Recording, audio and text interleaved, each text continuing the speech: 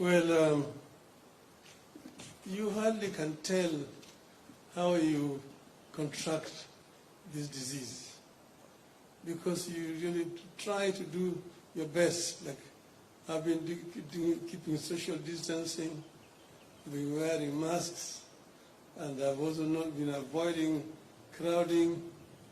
But it just comes, and you find yourself feverish and getting a little bit weak.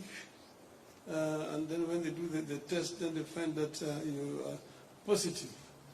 But I do believe that the best way to go is to follow the instructions that we are getting from our experts. There's really no other way out of it. And, but also, now that vaccination is available, I really want to encourage our people to take advantage, particularly those who are advanced in age, to do vaccination. I am going to personally arrange to do a public vaccination so that people can see that I have confidence in the process.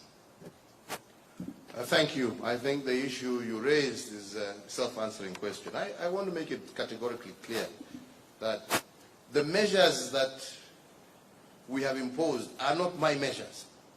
These are measures that have been brought to us by those who have the knowledge, the professionals, the doctors, the medical practitioners, the scientists.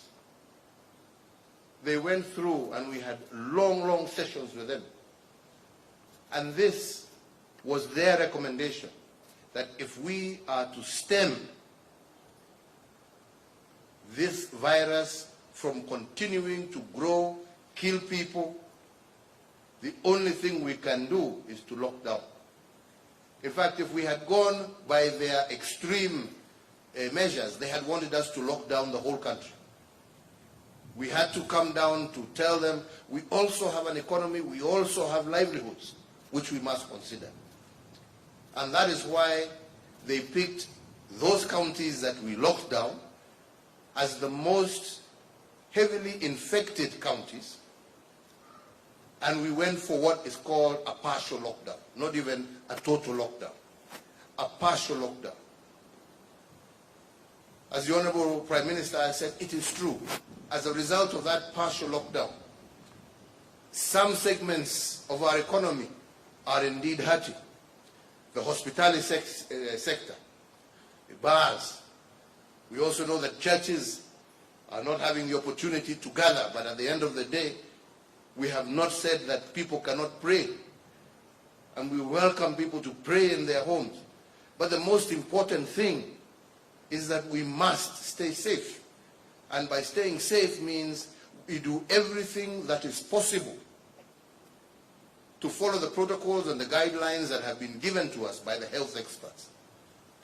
The washing of hands, the social distancing, the wearing of masks. And indeed, encourage those, especially of that age bracket that is most vulnerable, the elderly, who are most susceptible to death, to be vaccinated. And as to when these measures will be removed and we can go back to normal, which is our prayer every single day, depends on how we are able to flatten this curve. When will we be able to get to an infection rate that has gone to a high of almost 27% in those counties that I've mentioned, back down to below 5%, which is the recommended level in order for us to be able to open up the economy again. So all I can say is, fellow Kenyans, I know it is difficult, but we cannot pretend that this disease is not with us. We cannot ignore the advice that we are getting from the World Health Organization, from CDC Africa, from our own experts, that the only way to save lives is to take the measures that we have taken. Please, let us work together